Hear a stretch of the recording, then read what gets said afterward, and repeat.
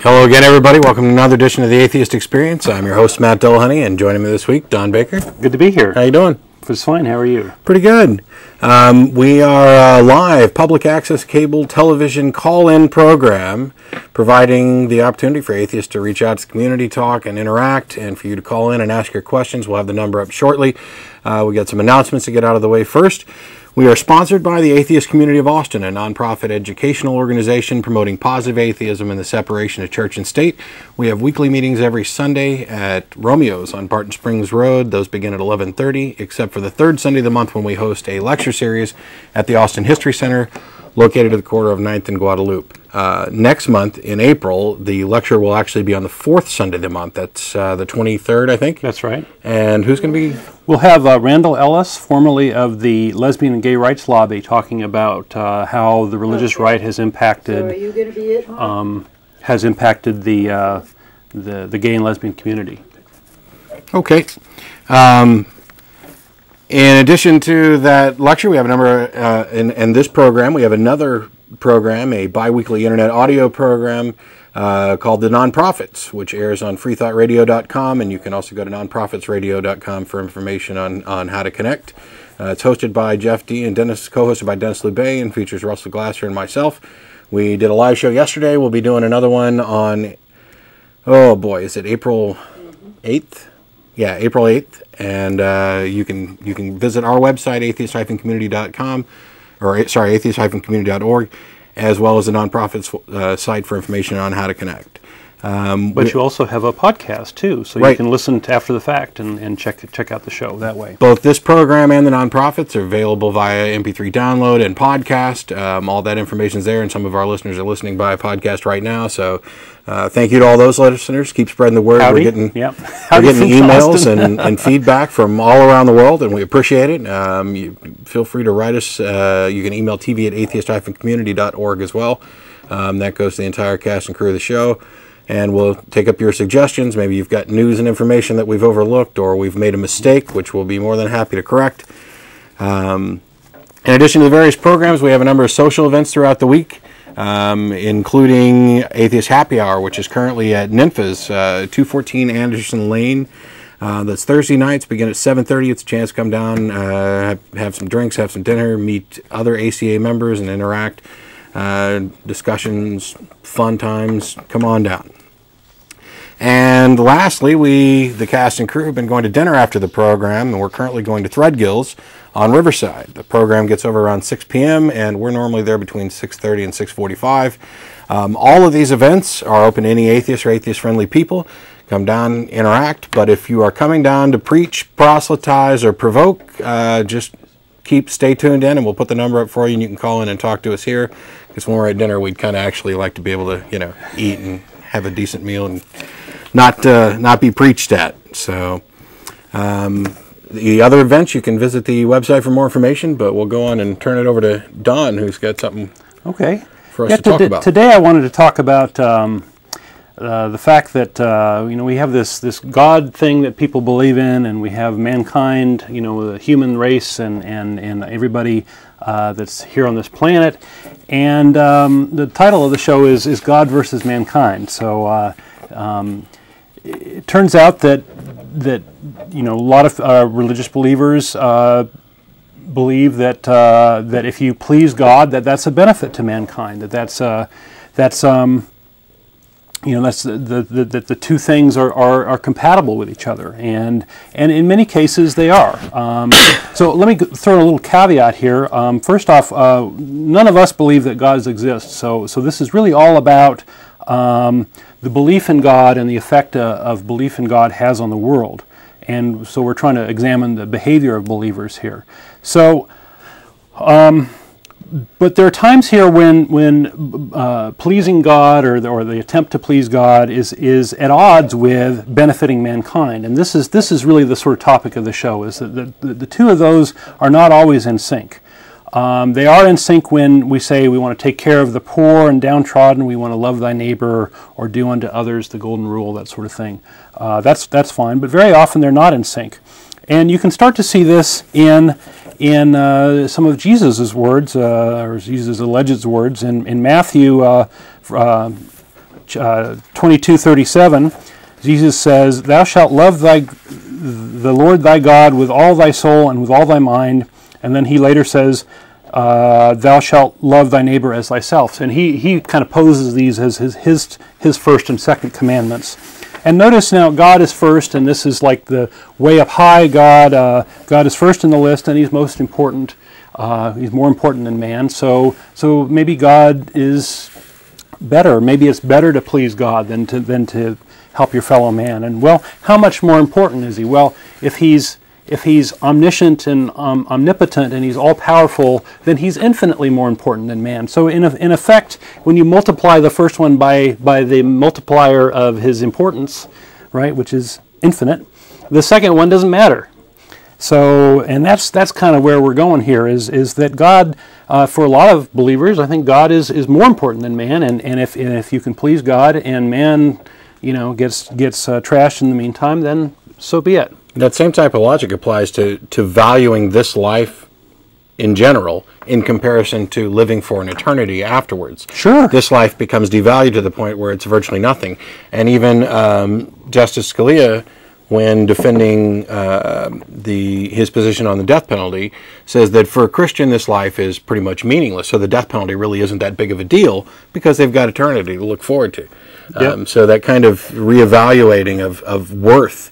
And yet on right, especially still if you proclaim say that it's worth it. That yeah, you're going to be in heaven an infinite amount of time. All right, the waiting factor that you would give that is infinite, right? Because no matter what pain and suffering you have here, an infinite amount of pleasure is worth that, right?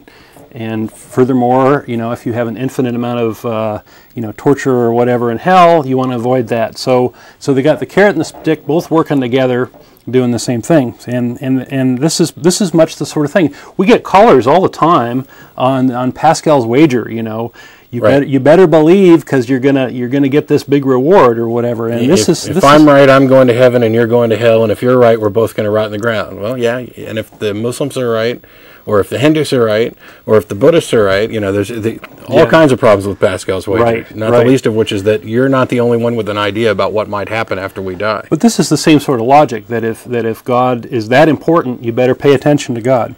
So this theme of God versus mankind also shows up in the Abraham story, where Abraham goes at God's beckoning, goes up to the mountain to sacrifice his son. This is Genesis 22.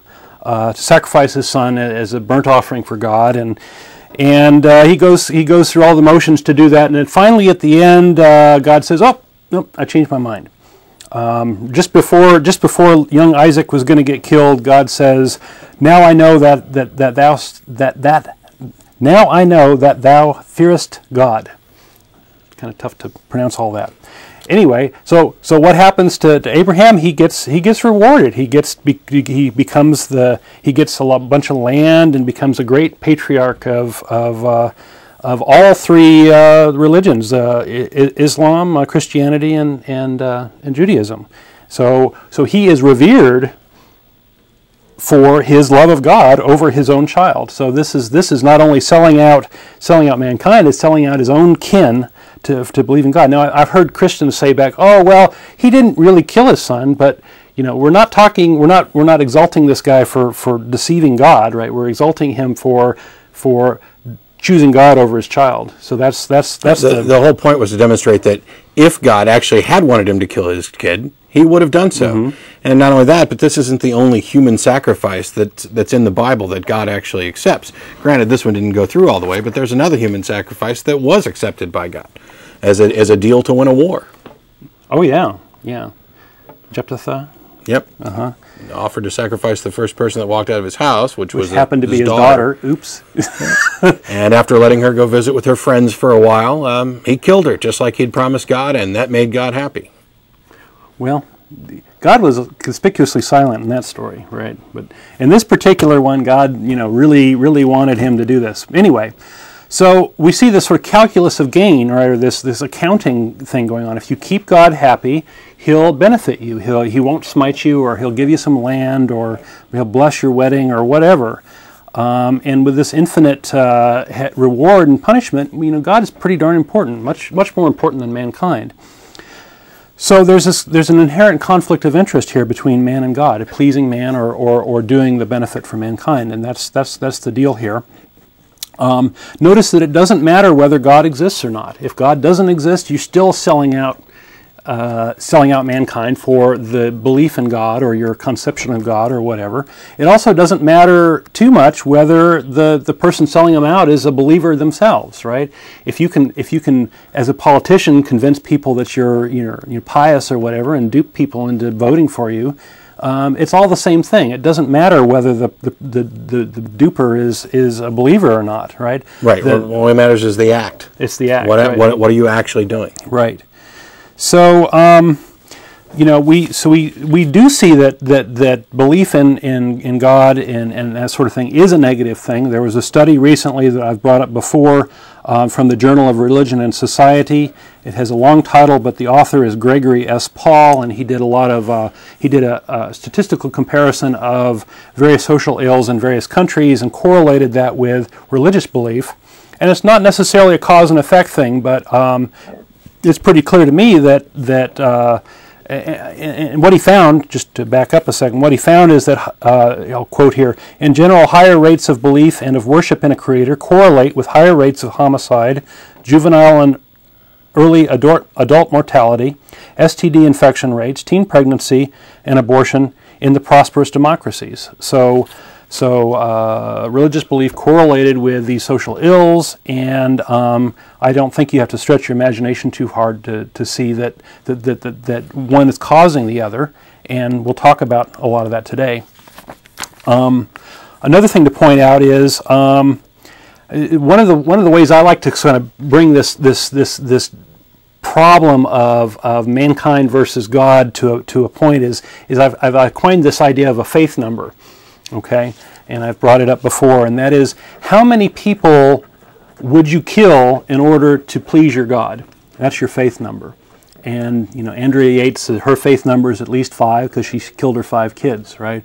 Abraham's faith number is at least 1. So what's your faith number, right? So that's really sort of puts it down, I think, in very graphic terms, lurid terms, if you will. So let's talk about, so what are some of the examples of God versus mankind? Well, holy wars is a perfect example, right? If you are amassing your troops under the banner of God to go kill the Muslims or go kill the Jews or whatever, then mankind is not benefiting here, right? And supposedly God is, right? Supposedly you're killing the infidels or whatever.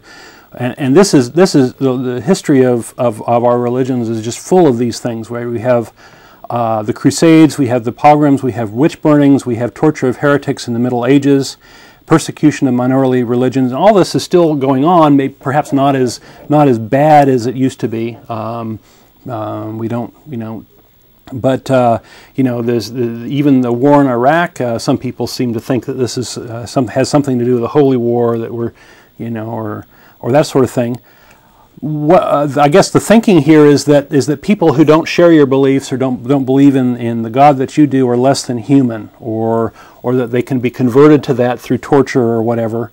And the irony, I think, here is that in many cases, these religions that are beating up on each other all believe in the same God. They all believe in the God of Abraham, right? But they don't think they believe in the same God. They don't think they believe in the same God. So that's always amazing to me. Those people have twisted the real God into some other image, and these people have twisted the real God into some other image. It's a mess. Yes, it's a mess. If you trace back from an outside observer, you trace back the history of religion, it's obvious that they all stem from exactly the same God.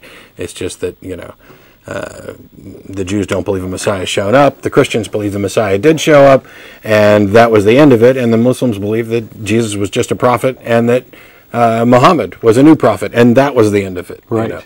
Everybody wants to draw the line of, this is where the religion stops, and we believe everything before here. Right. But even Islam, from what I understand, has removed the story about Abraham from from the Quran. That they believe in Abraham and all the story, but they've cut out some of the bad parts or the sort of questionable. There's definitely some parts. differences, yeah. Where I don't.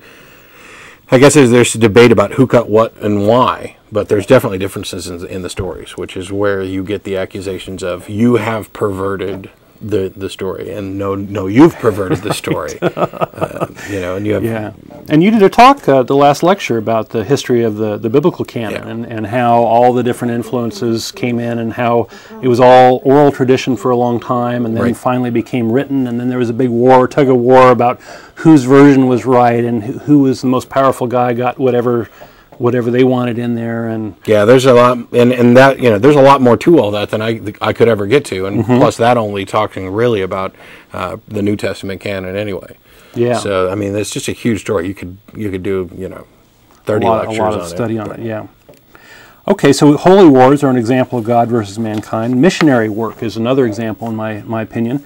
We have a situation where various groups will go and try to convert the unwashed masses out in Africa or South America or something. And as it turns out, the sad fact is that missionaries have either wittingly or unwittingly killed more people than they've converted.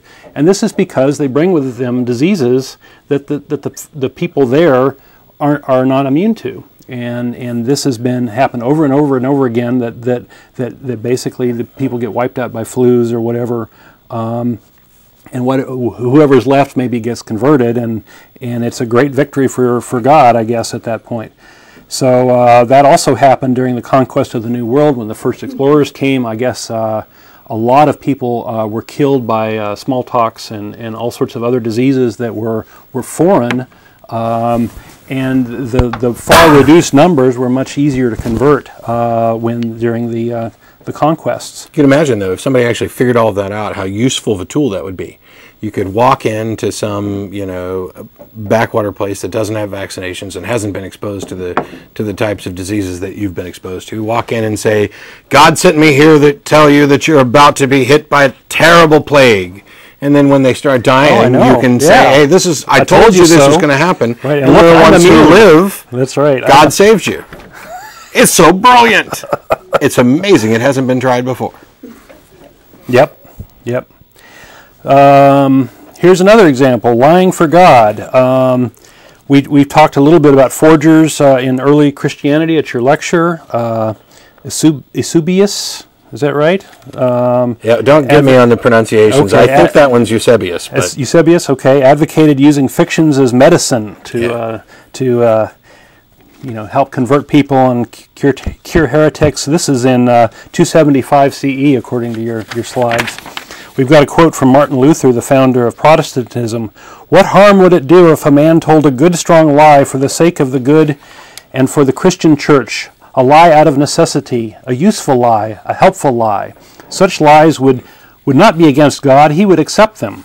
And this kind of plays on. There is a philosophical position where, of course, it would be okay to tell a lie. You're talking about like if you have family members hidden away in your house and somebody's coming to kill them, and the guy's knocking on the door and say, "Is he there?" and you say no, because you're protecting them, and that same kind of mentality is being twisted around to, well, now it's okay to lie for God too.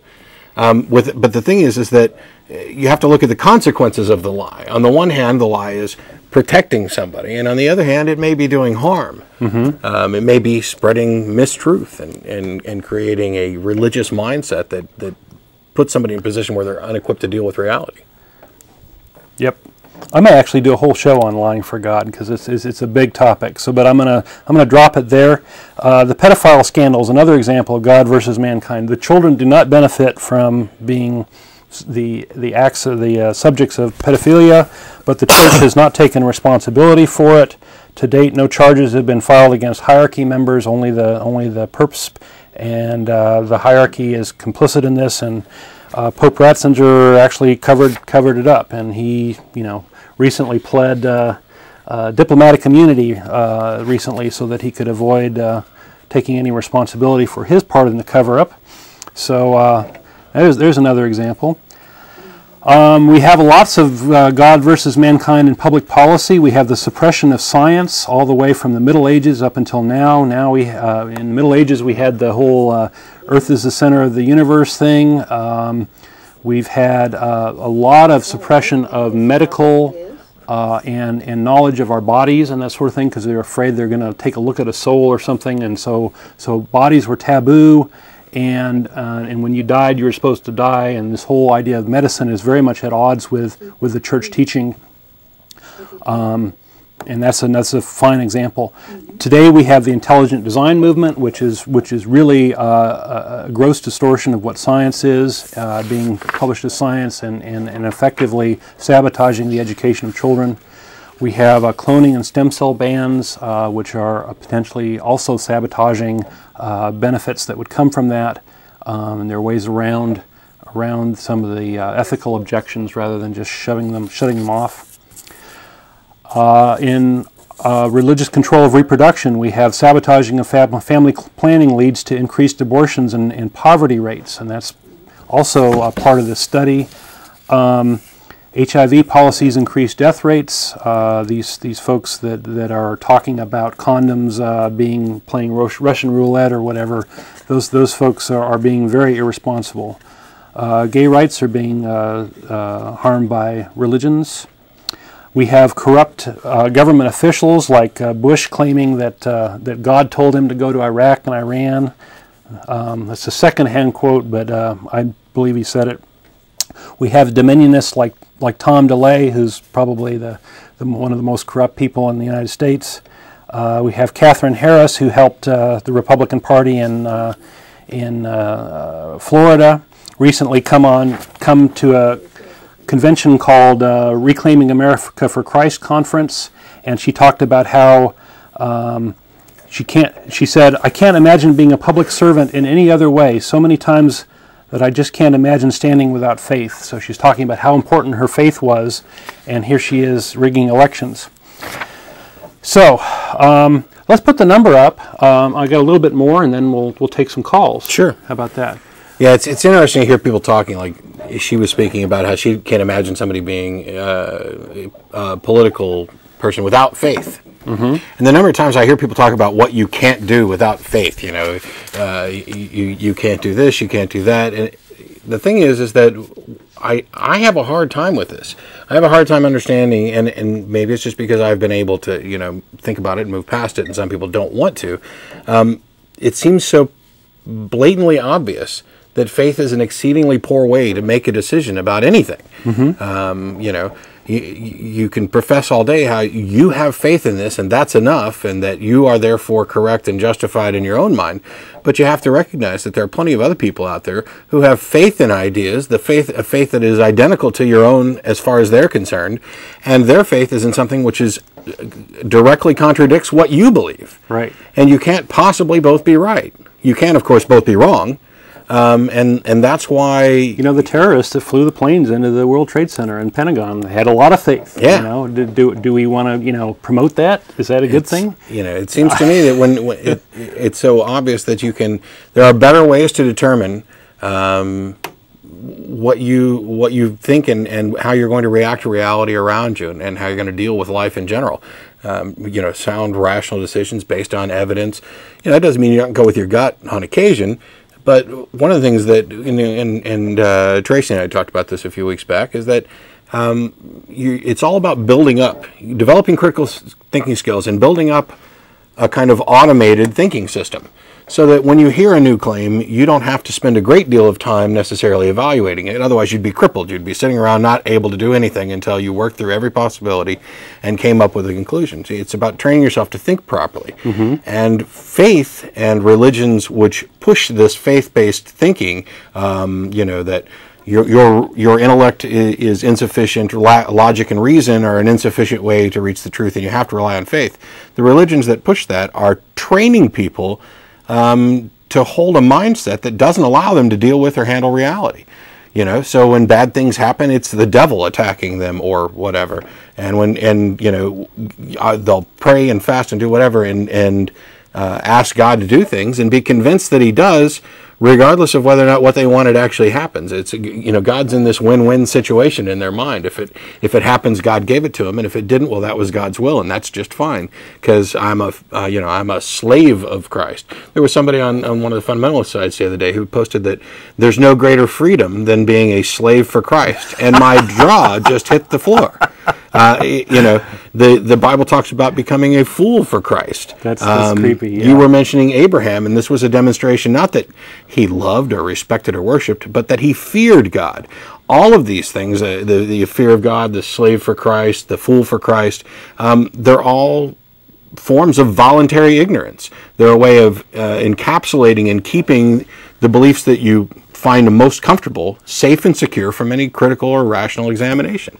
And I know that that's obvious, to most of us. Mm-hmm. It's incredibly frustrating that it's not so obvious to everybody else. A lot of folks, right? And they're proud. They're proud of this voluntary ignorance, to stand up in front of large groups of people and say, "I don't see how you can be a politician without faith." And wow, I just shudder. Me too. As far as I'm concerned, faith is just an aspect of gullibility, right? Yeah. It's believing things that for which there's no evidence, right? So how do you know you're not being duped, or how do you know you're not believing the wrong thing? Especially when you go back and look at how the Bible came to be, and all the different forces at work there, and all the people who were actually trying very hard to warp the Bible and the Scripture to their own ends, and how can you say, well, I believe this, right? And the whole thing's evolving, and arguments about which version is that, and so on. What do you base your faith on, right? Atheists base our understanding of the world on reason and facts and science and these sorts of things, and we think that this is a much better way to go. Yeah, and we always get accused, or frequently I'm accused of, well, you have faith in things, and I'm like, no, I don't have faith in anything. Well, you have faith the sun's going to come up tomorrow. No, I have a reasonable expectation based on an entire lifetime of evidence and a perspective which is shared by everybody. Everybody has seen the sun come up on every morning of their life, mm-hmm. and they're all expecting it to do so. It's not faith. There's songs about it even. It's a safe. It's not faith. It's the safe bet. It's the smart, rational, right. expectation. But you want to continue, or do you want to go let's caller talk first? About the number, and then I'll continue a little bit. We're a live call-in show. This is March 26th on Sunday. We have reruns on Tuesday, so if you're watching on Tuesday, this ain't it. So the number's on your screen. We welcome people to call in and tell us, and we've got a couple callers already queued up. So, but let me finish up here real quick. Getting back to the people in public office, I mean, a lot of folks, there's actually a big trend right now in promoting Christianity to get yourself into public office, and certainly all the folks that I mentioned, Bush and DeLay and Catherine Harris and lots of others, run on this platform of reclaiming America for Christ or whatever. And these folks actually, when they enter the public office, they actually have to take an oath of office to defend the Constitution. And these people are coming in sort of with the mindset that God is primary, and whatever God says, I'm going to do. And then so they're effectively lying in their oath of office, as far as I'm concerned, when they come and say they're going to defend the Constitution and make the Constitution primary. So, and those two are at odds. I mean, mankind and God are two different things. So who's responsible for beliefs? Well, the believers are responsible for the beliefs. The believers are responsible for the harm done, and the harm done should somehow be paid for by the believers. I don't know exactly how that should be, but I think these folks are responsible for it. We can take, for example, the pedophile scandal, and how once juries could start to decide damages in particular cases for people who had been abused, that all of a sudden things got better. All of a sudden the church woke up after 40 years of scandal and said, "Oh, well, gee, maybe we better fix this problem." It didn't apparently occur to them ahead of time. So 12-member juries, I think, can do a lot better as far as benefiting mankind and dispensing justice than God and all His followers can. churches that sabotage family planning should pay for the women who are stuck with the kids. They should pay for all the costs of raising the kid through college. People like me whose lives are being shortened by having stem cell research done, taken away, I should be compensated for that. And if say that Christians are right and I'm going to be tortured for all eternity, then the cost of my living is actually very expensive, right? Because the alternative is a very negative thing. So anyway, I should be compensated. And so should everybody, actually. So how do we administer this punishment? Well, maybe we can tax the churches or something, or look in the church records and see who donated to churches and make them pay more for the harm the churches are doing. God can certainly pay the bills, right? If He exists, He can fix all this, right? If all things are possible, supposedly, with God, so yep. why can't He fix this? So that's it for me. Got a couple news items, but we can hit them later. Oh yeah, and there's some points we can get back to in a minute, but we're going to go on to Jason. How you doing? Doing really well. You guys are doing a great job. I really appreciate it. In terms of the faith issue, it's pretty interesting. I think that when you put it in context, there's two different primary things at play. I think one of the first things is that people say they have faith, first and foremost, especially when it's Christians, because they understand that while there are numerous other types of religions out there and beliefs, they are adopting this one belief and have faith that in doing so it is right, without regard to studying or understanding or taking the time or caring to have the intellect necessary to evaluate and compare other religions to understand if there isn't some other belief that might actually fit their ideas of humanity and what life is all about. Sure, you can actually measure harm. You can measure the harm done by certain public policies, right? So an example that we have now is, we've had an AIDS policy in Africa where we were giving condoms away and helping promote safe sex and that sort of thing, and that's been sabotaged recently, and that's strictly worse than the old policy, and it's actually harmful.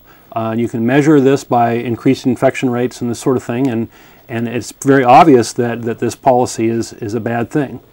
This is Jason from our email list, right? Yeah, yes, it is. So you're calling from California? Yes, I am. Wow, you're actually getting to hear us live for the first time ever. That's correct. Well, we're glad, we're happy for all of you and the information you provide us on the list and your communication. But because you're long distance, why don't you go ahead and say what you need to say, and we don't want to keep you hanging on.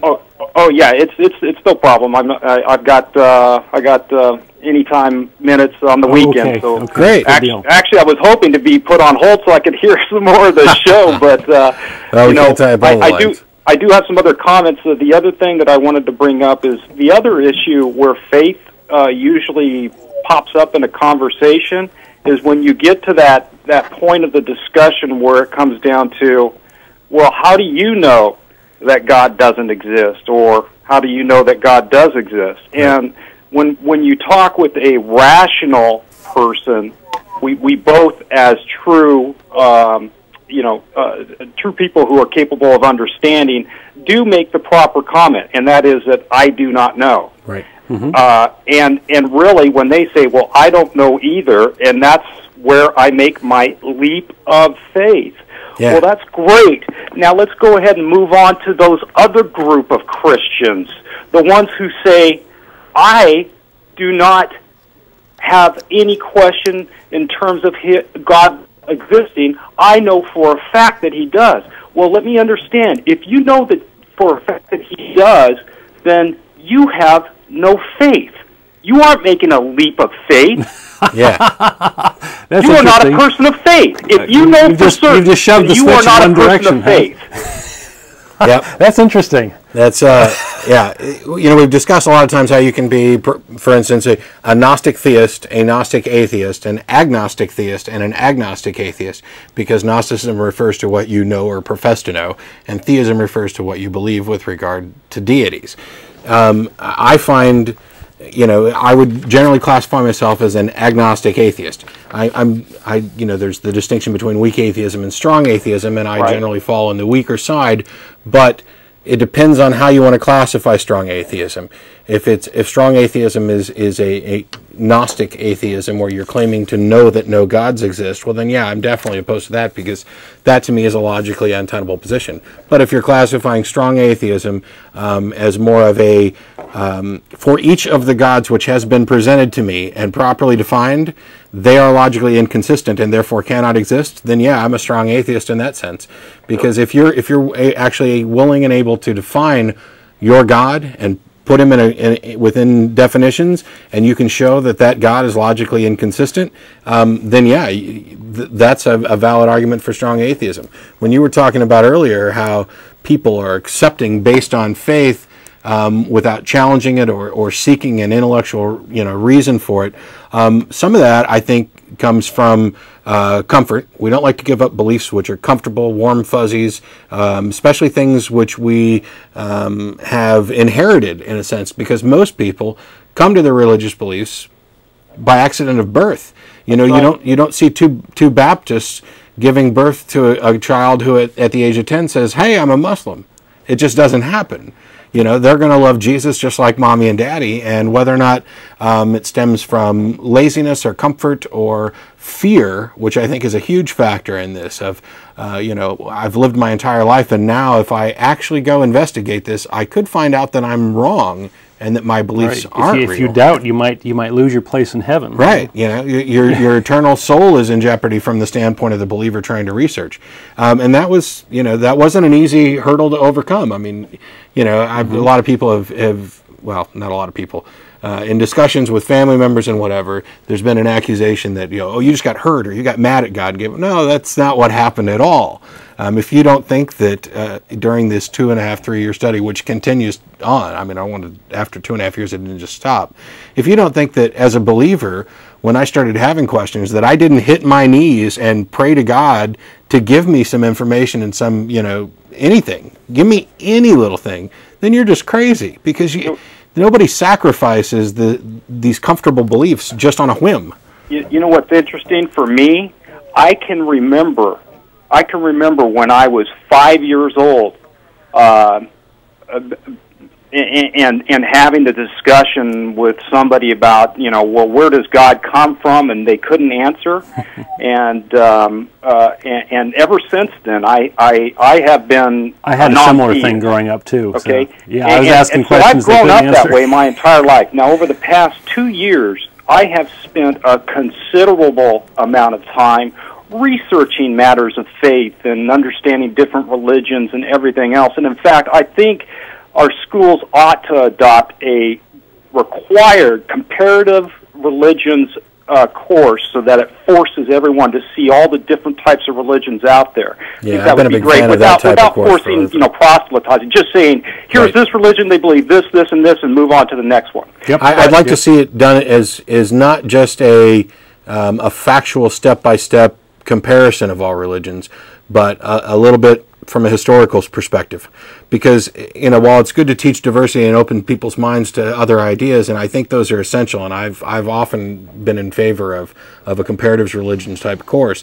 I also think that the history of the religions, even for people who don't like history, can be not only entertaining, but very educational, and getting the background behind the diversity. Yeah. It's a big part of our culture, and it has a big impact on the world, and so you can't just examine it in a minute way, right? You have to take a look at the impact of it. It is so huge of an issue. It really does need to become more pervasive and more thoroughly understood by all people, so that they can appreciate all the nuances and the dynamics. Now, during this 2-year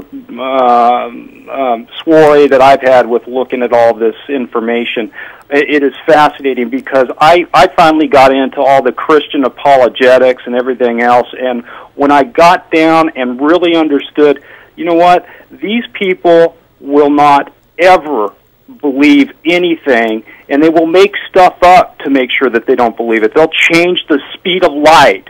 They'll change they'll change the fact that they believe this time in the New Testament, but now we want to talk about the Old Testament. Right. And then finally, they'll even change what the meaning of is. That's right. It's the most frustrating thing in the world. And it's scary because these are the people that are preparing to take over our country, and I think it's imperative that we come up with a very strategic, well-thought-out plan to try to defend ourselves, because we're about ready to become second-class, well, we already are second-class citizens, but it's going to become very, very hateful by these people. Yeah, I definitely agree with you. I'm not so sure that I think it's as dire. I tended to be optimistic in that things will hopefully self-correct a little bit, that we would never get to the point where we would so blatantly I think the pendulum is slowing down a little bit, and yes, things have looked very scary as of late. I agree, and I'm very concerned about it too. But I think that folks are waking up and realizing that maybe this is not the right path to go down. Well, I definitely agree with him that we need to be taking action, and I think in part that's what we do on this show. That's what Jason's been doing in emails with us and obviously other things. And I think there is a lot more action being taken on the part of secular society, free thought, atheists, agnostics, anything that doesn't fit into the little, fundamentalist Christian theocracy. Everything but. I think we all of us, all the non-theists, all have to group together to protect our rights. And I just hope that when it comes right down to it, that people will in fact step out and express their views. That, you know what, this is America. This is what our country was founded on. And if you're going to try to take it away, you're going to have to leave. And and thank you guys for your show, because you are certainly contributing to the cause, and I really appreciate it.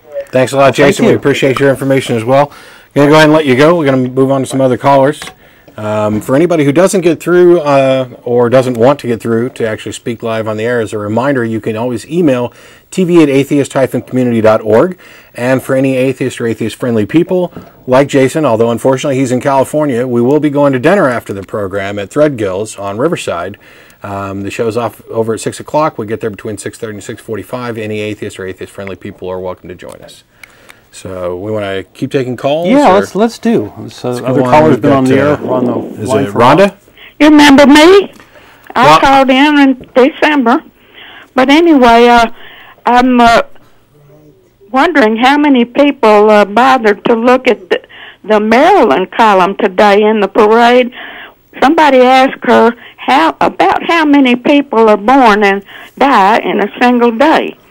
And who is this? I think she's talking about Marilyn Vassavant. Vassavant? Okay. Yeah, she's supposed to be the highest IQ in the country. Yeah. But anyway, each day on Earth, about 350,000 people are born, and 150,000 die. Mm-hmm. Now, how long can the Earth put up with that? Right, and we don't even have the highest, rate of increase in the United States. We have a lot of immigration too, by the way, which also adds to the amount. I suppose that the rulers and kings and whoever just want to be sure not to run out of men to fight the wars with. I've heard that before, from other folks. But they're born in the United States because the government pretends to believe that human life is sacred.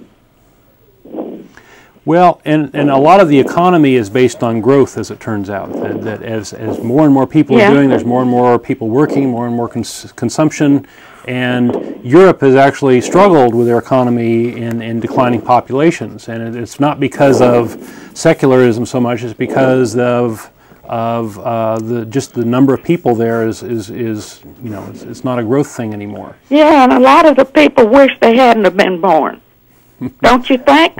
Maybe. I would hope not. I would really hope that that type of, because that's the thing that comes up sometimes, not necessarily that you hadn't been born, but there's an accusation on occasion that atheism automatically leads to nihilism and depression and things of there's no point to life, etc.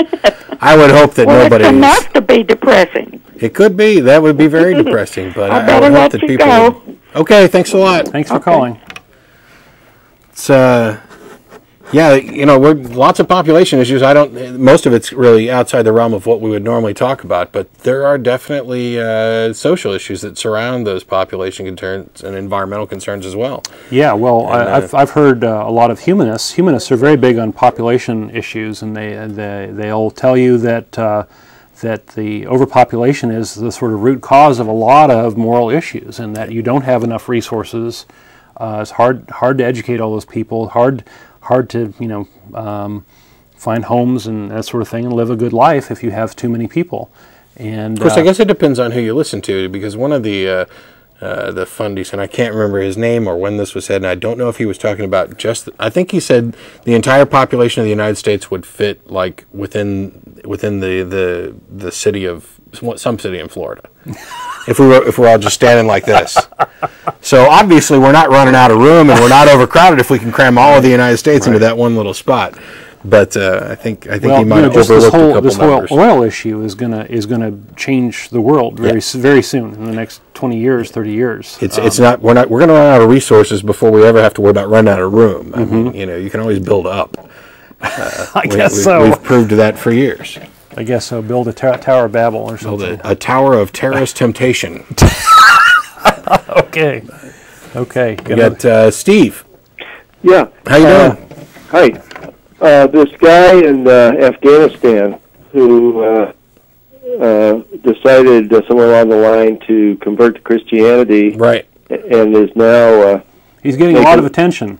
Right. I would say that's a small individual example of your topic, but something that struck me about that was the reaction of our side, basically saying, using the words, you have to allow for religious freedom, wanting to protect this guy. And here's my question is, would we have reacted that way? And I'm talking about Condoleezza Rice and just the whole response from our side. Would we have responded that way if it was somebody who had converted to Hinduism, right, and was going to get put to death? Or, even worse, what if it was somebody that just rejected the prophet but didn't adopt other religion? Yeah. Right. If the guy had been an atheist, nobody in the United States would care hardly, except maybe the atheists. But my understanding is that this guy basically got off on a technicality, saying that he was insane. Oh, really? Okay. Temporary insanity or something. I hadn't been following it that close. There was a bit of discussion because they didn't want to actually take it to its final resolution. Because a case like this defines your law. It defines the religious freedom and the scope of your law.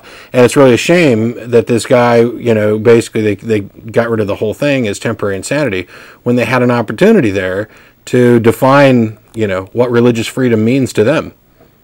So we have an example of, I guess, a theocracy or a partial theocracy, or if there is if you're a partial theocracy, maybe you're altogether a theocracy. But I just thought our response was sort of interesting because it was lip service to freedom of religion than it was really much more of a, hey, you're picking on a Christian. Yeah. Now that may, I can't prove that, but my idea is that if it had been another story in a parallel universe where the person had been an atheist, we wouldn't even know it happened.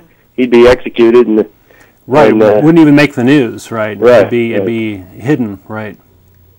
So I think a great belief in freedom of religion is possibly not all that it sometimes is cracked up to be there. Anyway, I agree. Definitely. Thanks for your show. Thank you. Thanks for calling. I want to add to that, in that, sure. If Islam must be a really wonderful religion if they have to kill you if you decide to leave it, Yeah. That's these apostasy laws, and they're similar to blasphemy laws and other things that I just. Is your belief so fragile that any opposition to it at all has got to be met with death? Mm-hmm. Right. It sort of says that they admit that they've got damaged goods there. And I don't see many atheist suicide bombers, and I don't see atheists killing people because they believe in a God. Mm-hmm.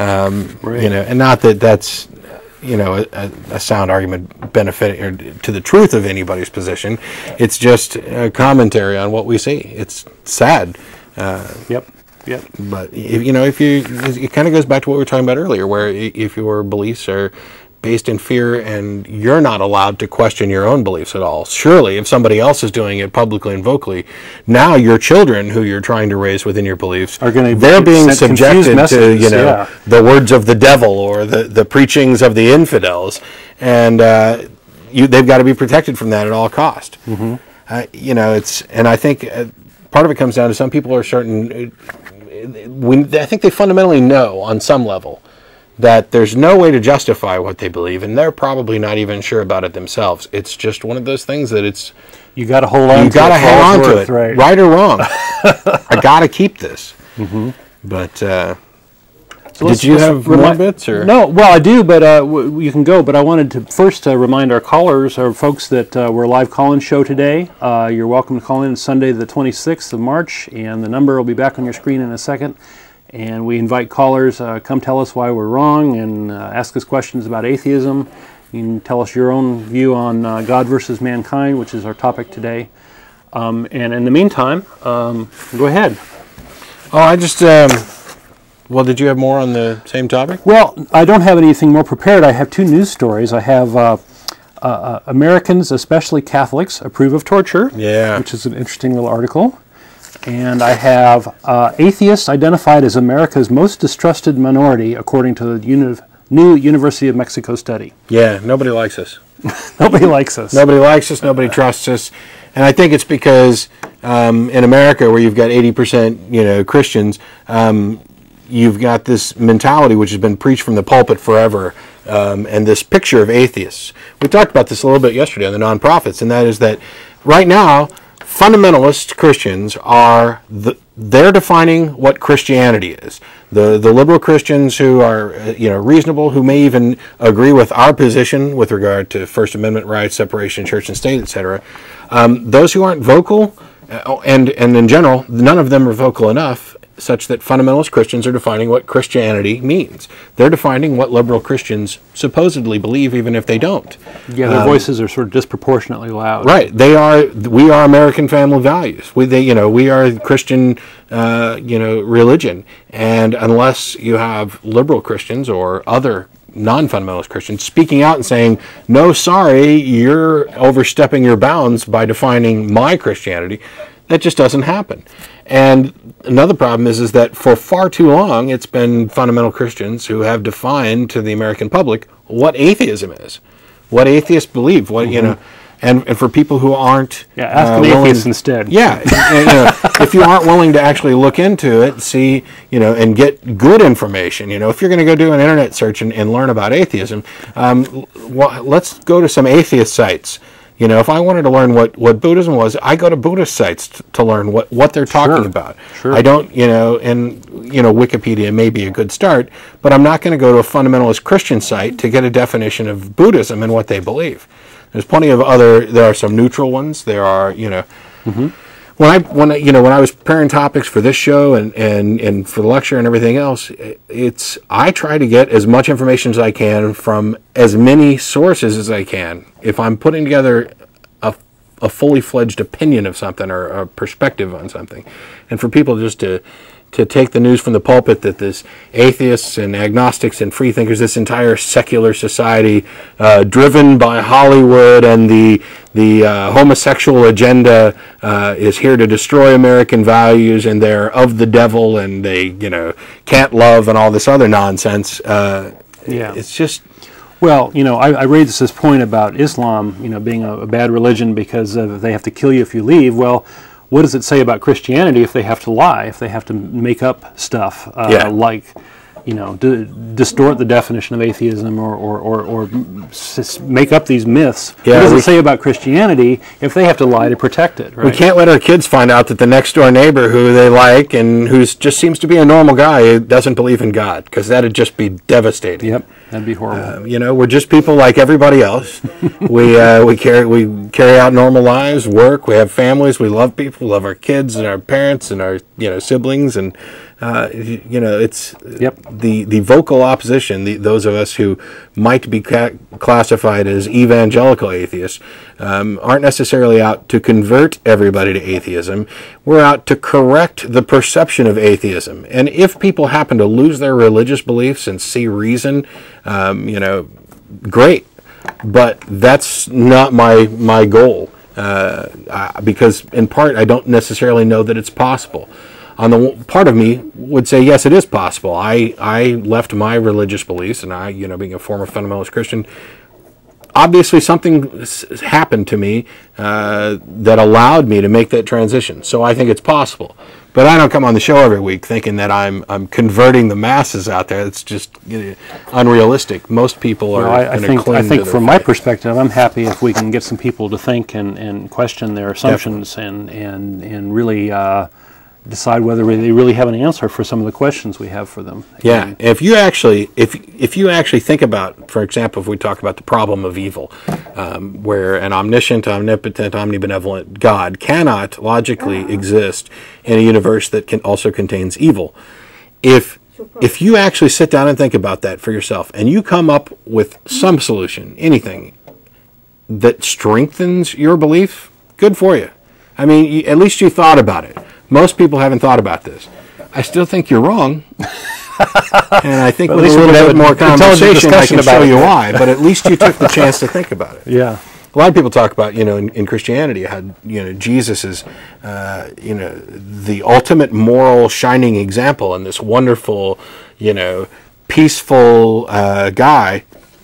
And the reality is that, you have the Bible saying, of course, things like, did you think I came to bring peace? I came not to bring peace, but a sword.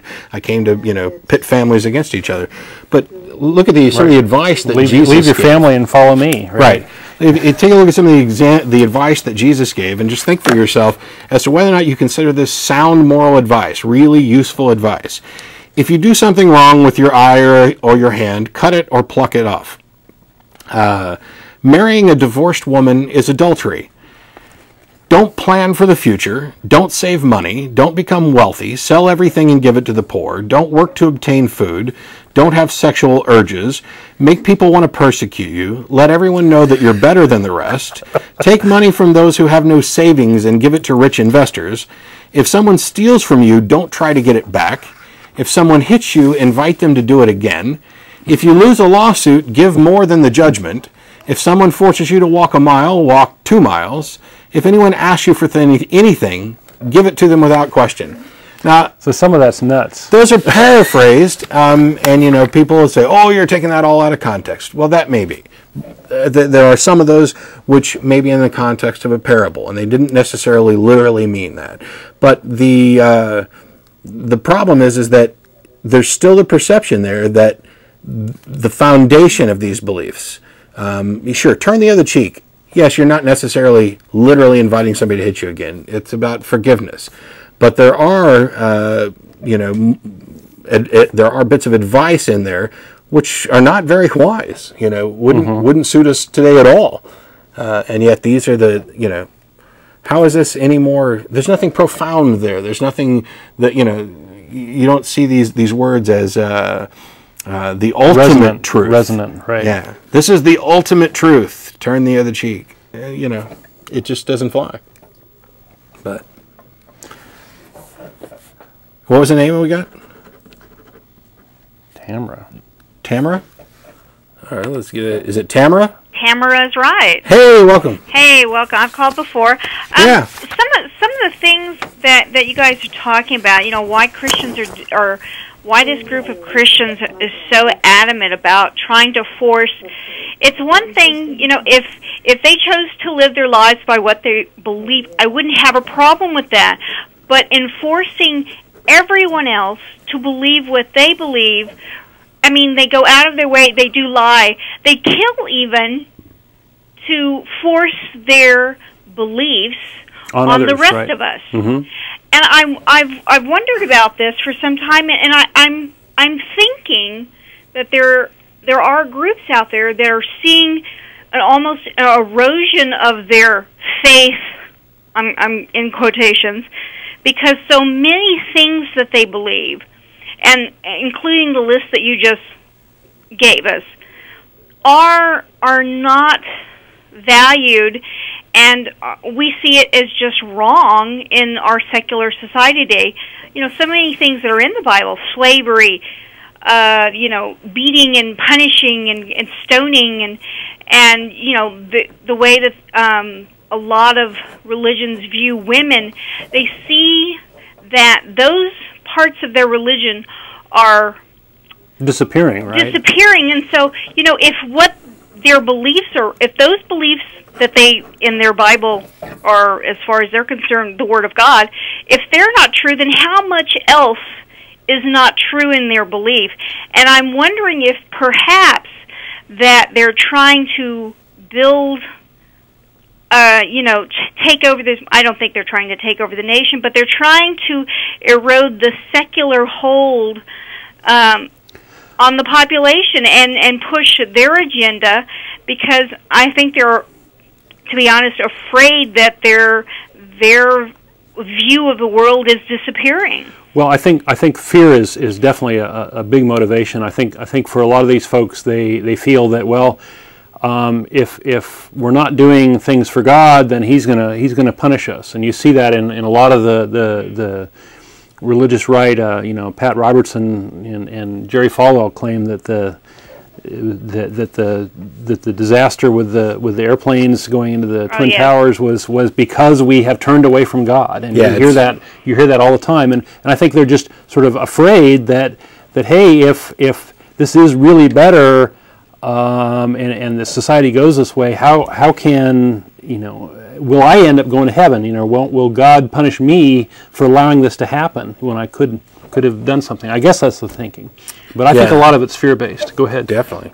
No, the list of things that I read off that you referenced a little while ago, I just want to make mention that actually was put together by Dan Barker, who also did the music that we used to start off the show today. Dan is a former minister and music composer who it stunned everybody, his family and his co-workers and everybody, because he was working actively in the Christian ministry when he abandoned his Christian beliefs and acknowledged his atheism, and he was one of the many people who was, you know, important reading his work in my own transition as well. But this concept of faith that we just keep running into, and you had mentioned, you know, that you'd be okay if they just keep their religious faith to themselves, but the problem is that they either want to make sure that everybody believes what they believe, and they don't necessarily try to enforce that as much as that's where their proselytization comes in.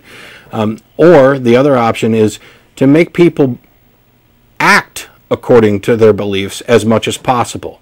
You know, if their beliefs are that abortion should be illegal, then that's all they need to know. It doesn't matter, and I'm not making commentary on an abortion position, but it's completely at odds with this notion that God gave you free will and you better exercise it, you know, for your own. Right. But for them, the whole thing comes down to one question, and that is they're convinced that this is against God, and there is no other discussion, there is no other reason, and therefore, because it's against God, we're going to make sure that nobody, whether they believe in our God or not, can actually do this. Right. That type of imposition of their religious opinions upon the rights of other people, I'm completely agree with you. That's what I actively oppose every day. Yeah, and my other issue, because I have a lot of friends who are gay, and that's a huge issue right now. I mean, as some of the people who I know, I have friends who are Christians, I have friends who aren't Christians, but, you know, even my friends, even knowing that I have gay friends, as far as they're concerned, if their beliefs were the law of the land, homosexuals would be sent off to re-education camps, and, you know, that's just wrong. And I think that's one of those issues. I mean, in their Bible, you know, homosexuals abomination, and, you know, abortion, even though I don't really think there is that much in the Bible about abortion per se, but no, that's a very interesting topic, by the way. But, you know, even feminism, I mean, women wouldn't really be allowed to work. I know several people you could make the claim that religions very much ride on the backs of women, and right. Use them as workhorses. Use them as workhorses, and it's just amazing to me. Some of them, and I don't have a problem with faith per se, because I think faith is a little maybe I'm not quite sure how to say it, because I have faith in things that I have no proof of, like I believe life exists on other planets. Do I have proof that life exists on other planets? No, but the evidence that life exists on this planet and all different kinds of places where human beings themselves can't live, but there's a niche there and life sort of takes over. So I have faith that there's life beyond this planet, but I have no proof for it. So I don't have a problem with people's faiths, but it's the problem with the beliefs that people have and trying to make everyone else, regardless of whether or not they have a faith in that belief, and making them forced Right. to believe in it. That's all I have to say. Yep, we agree with you.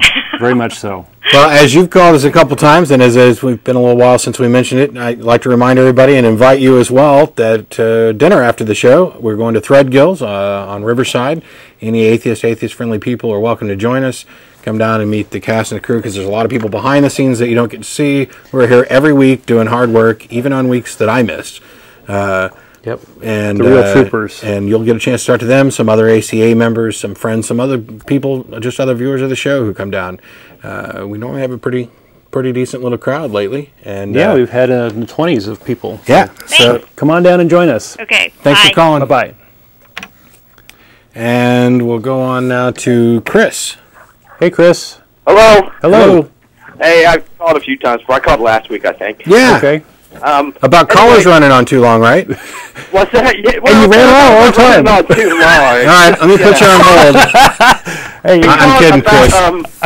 Something you guys had said earlier, and a couple statistics and stuff. Mm-hmm. One thing you guys said was 80% of America's Christian. Is that did I understand that right? Roughly. 70. I don't think that's right. I think that statistic's probably not correct. 78% profess in the last religious poll Christianity as their religion. Well, I heard about a poll just last week that said almost 40% of Americans are either atheist or agnostic. It's so not I that could high. understand maybe 78% of religious people in this country might be. Your numbers are way off if you think 40% of the United States. No, they States. could almost were either agnostic or atheist. I'm not saying atheist because a lot of people just don't know, or they have their own idea. Yeah, there's they this category called nuns, which is sort of none of the above. Yeah, none of the above. Non-religious. Non-religious, and that includes 15. Atheists and agnostics and a lot of folks that don't even go to church. And that category is about what, 15%? 15 to 17%. You can go to. Well, but the whole thing with polls, like for instance, you guys also I can't remember what the statistic was, but you said something else about that this is what Christians, a certain percentage of Christians or whatever believe, but it's what a certain percent of Christians polled believe. Sure, right. I mean, but you have that to be doesn't aware of that. necessarily mean it's a perfect. Like you can say that. The entire Christian population. Well, when you're talking about 15% or whatever the percent was, right? But, the results of any poll are always going to be speculative. But when you're talking about something as big as this, a lot of this is covered from census data and really reliable, polling groups. But the census isn't that reliable because I know most of the people I know don't even fill that stuff out. Well, so, to say that when you have multiple polls showing around 15 to 17% on average are non-religious, and then to cite one that shows 40% are atheist or agnostic, that's a statistically huge jump. I'm saying that they're not Christian. That they're almost 40%. Whether I've got friends that aren't Christian, they might have been born Jewish, but they don't practice it. Or they're not Muslim, any of that, but still believe in their own idea of a God. Yeah. And so that's why I find it hard to believe that almost 80% of our country it also matters really a lot, Christian. Chris. It also matters a lot how the questions are asked. You can skew the statistics one way or the other just by how you ask the question. Right. Like if you're asking about whether people believe in gods versus whether they are professing Christians, those are two very different notions. Right. Well, I think that's what a lot of polls that they kind of misrepresent what people like what they truly believe. It is good to ask look into the poll and see what questions they're really asking, because. Right. And it's also problematic too with some of these longitudinal studies where they go back and they compare religious belief from like the 40s to now, because we don't have the luxury of going back and asking the questions we'd really like to know to those people back in the 40s, right? So you have to read in a fair amount on this particular issue with regard to the best statistics available, or what are generally considered the best statistics available. You can both go to adherence.org. And also, you were quoting that Journal of Religious Sciences thing. Mm-hmm. There are links from there as to where the numbers come from. Any poll that's showing that 40% of Americans are atheist or agnostic, I would definitely missaid it. What I meant was 40% of Americans, almost 40% of Americans, do not believe in any organized religion. That's more like atheist, agnostic, or has their own idea. I think that's including other categories of folks. That's still significantly higher than what most of the polls are showing. Yeah. Okay. Well, let's not belabor that. I guess on this show that we can maybe all go check our facts and double check that for next time. Well, it was actually on the Bill Maher show Friday night. But at any rate, Bill Maher's show Friday night wasn't talking about total population religion. Bill Maher's show was talking about how many approve of torture. That 40% of people who are secular say torture is always wrong. And out of Protestants, it's only 37%. And out of Catholics, it's 34%. Okay. That's where that number comes from. I happen to have that in front of me. Also, you guys, maybe I tuned in late because I really didn't hear. But one guy if you're looking at the TV screen towards the left, I don't know what his name is. I'm Don. Okay. Well, said something about leaving the Muslim religion, you have to be killed or whatever. I mean, I don't really know what you guys were talking about there. Like, well, there was an article. I heard that, I was like, that's just not true. That's certain, I mean, there are sects of Islam that I'm sure fundamentalist Islam, but overall, that's not like a fact about. Well, that's not true in the United States, certainly, but absolutely in a lot of Muslim countries. Well, this is actually in response to a news story about a man who was actually put up for trial for leaving the religion, and he converted to Christianity and was up to be killed in Afghanistan. Where was that? Afghanistan. Apostasy is against the law. In that province of Afghanistan, because the religious people run the show there. But that doesn't, I mean, it's the same thing in Beirut. That was a beautiful city. Half of it was Christian, half Muslim, and a lot of those people went. I mean, even Yasser Arafat's wife was a Christian. I mean, I think that it's overstated a little bit. When we were only talking about one story, though. And also, that's what I'm saying. I guess I missed that, but what I heard was if you want to leave Islam, you have to, that's certainly a theme in Islam. That makes Islam a bad religion.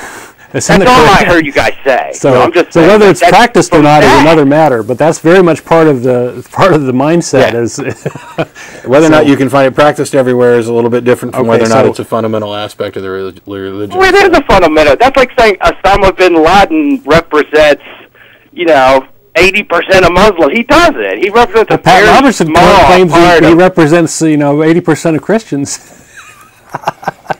No, you're right about that, because you guys actually did say earlier that Jerry Falwell said that, and I remember because he said about stuff about gays and stuff too, that's the reason why the World Trade Centers were attacked. Well, isn't that what Osama bin Laden said why he attacked the World Trade Center? I mean, aren't they really saying the same thing? I find that really interesting. Oh yeah, there's a lot of that, close parallels between the so-called Christian imams and the Islam ones, Yeah. Well, I think all of these people kind of remember one thing, that it all came from the same place, really. You know what I mean? I mean, Christians were Jews that revolted, and Muslims were all Abrahamic Christians, religions. Right. I mean, it's all true. I mean, actually, I think I read years ago. It was a college textbook, on religion, and it actually said the word Muslim actually came. It wasn't necessarily an Islamic term. It meant someone who was very devout, whether it was Christian, Jewish, or whatever. And because they felt they were more devout than Christians and Jews, they were Muslim. And that's how that term came to represent them. But, I mean, at any rate, I don't know, because I came in late on your show today, and I had only heard one thing, and I heard a couple things, and I was like, you're going to be flogged. We're in sad shape if all that's, really. It's part of the new atheist tenets. If you come into the show late, we're going to beat you with a wet noodle after the show. From the flying spaghetti monster. Right. But hey, thanks a lot for calling and tuning in even for part of it. That's good enough for me. All right, thanks. Thanks. Thank you, Chris. Yeah, it's. I think there may be a little bit more to the story, and the foundations of how religions begin and how they proceed, a lot more complex than that. But sometimes it is kind of simple. When I was talking about in the lecture, the canonization, a lot of times things come down to just one person making that arbitrary decision, is in the right position at the right time with the right number of followers, positioned properly. You can just make an edict, and it sticks, because anybody who refutes you has to have some good reason to do so. Well, it's good to pay attention to the fact that winners write the history, right? And there's I don't remember the deal exactly, but somebody was saying at the lecture that the Nicene Creed is you can view it as a catalog of this holy war made this, the winners here made this decision. The next list holy of things war that people have been martyred for and killed for. Specific beliefs. Yeah, Paul brought that point up. Yeah. Hi, Paul. Is he out there? Paul's always out there. Okay. Oh, getting back to statistics, statistics and surveys, one thing to pay attention to is what the sample is that they're drawing from. Right. There was a great Scalia quote that I think you wrote about at one point, where he was talking about, well, of all the people who believe in gods, they're all Christians in the United States, and he sort of threw out all us atheists and said that we were sort of irrelevant to the whole thing. So he of course got a larger number because he was manipulating the denominator, and it's like, yeah, watch out for that too. Well, it's like there's the quote that, out of all the people who oppose abortion, they all weren't aborted. Well, duh. That's a good one. Let me put the numbers together to work out however I want. Peter, you there? Yeah, that was pretty funny. Listen, I'm very interested in learning your position. I just tuned into your show, and I'm interested in the atheist position. I understand, an atheist is someone who doesn't believe in God, but then, you get into the notion of what is a God, and yep. So let's just start with this. How about, you've heard of the unified field in science, correct? Sure. Okay, now do you believe in the unified field? I'm not positive.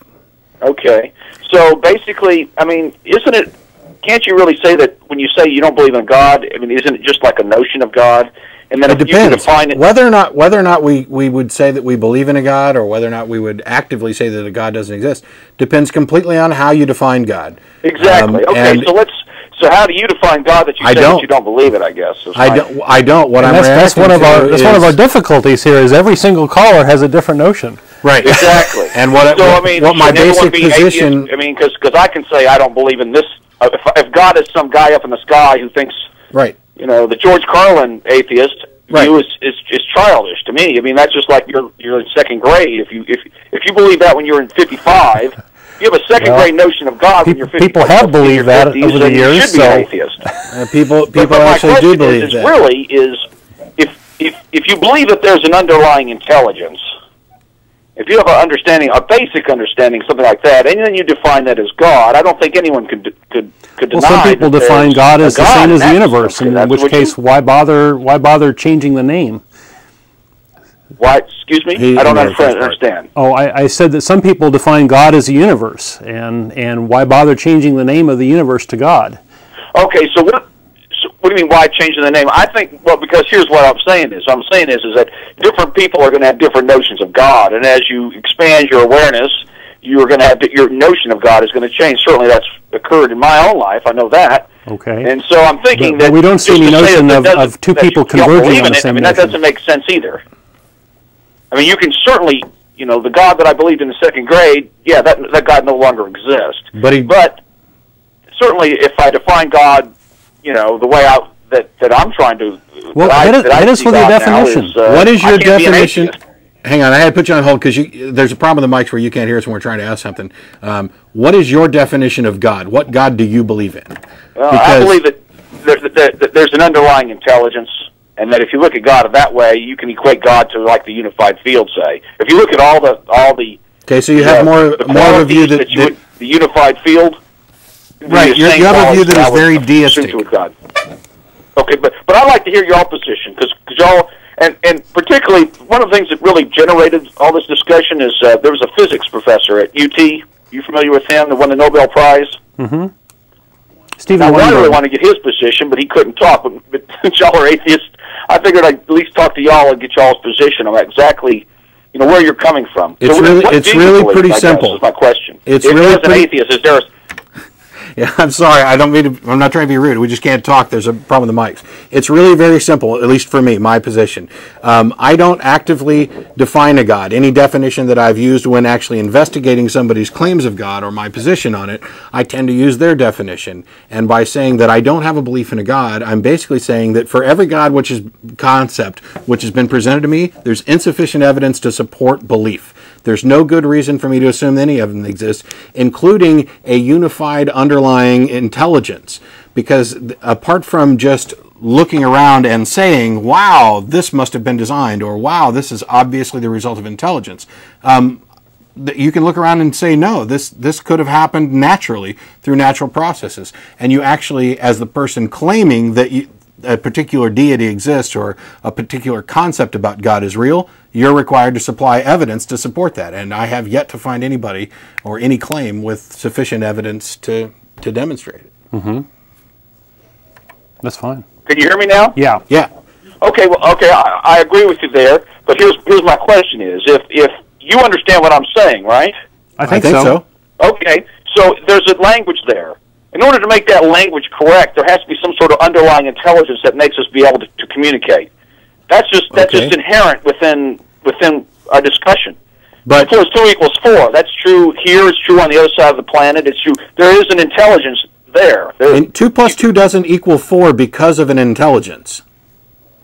Well, then what would you call it? I don't know what you call it. It's a mathematical model that we've created. It's just mathematic. It's just a mathematical expression of reality. Right, but there's an intelligence to it. Sorry? Because it's true here, it's true on the other side of the planet, it's true yesterday, it's going to be true tomorrow, as far as we know. Sure, and the sun, okay, but we're 93 million miles from the sun. 2 + 2, just go back to the communications. We're talking, we're understanding each other. Yes. In order to make that true, there has to be an underlying intelligence that makes that Yes, that's my brain and your brain. Right, but what I'm saying is, between the two of that, underneath that, there's an underlying intelligence. Underneath both of our brains, there's some other intelligence? Underlying all of creation, I would say Prove there's an it, intelligence. because I can find no reason to believe that is true. Well, that's an interesting position that you can't... Basically, what you're saying is that there is no prediction then. There's no prediction. The sun does not rise in the morning or the no, we have matter and energy and all that, and it's all inanimate. I mean, I don't understand your position. If you can't see that the 2 + 2 doesn't equal 4, 2 + 2 does equal 4. True tomorrow. Would you say that? 2 + 2 is going to equal. Can I answer? I hate to keep putting you on hold. I hate to keep putting you on hold, but I'm going to. Okay, go ahead. If you ask me a question, let me answer. Well, I keep going back to the same thing. You're saying that there's no underlying intelligence, but clearly there's underlying intelligence. Well, you see an underlying intelligence. I don't see an underlying intelligence that goes beyond our two brains. 2 + 2. Let me answer. You see an underlying intelligence. I don't see that.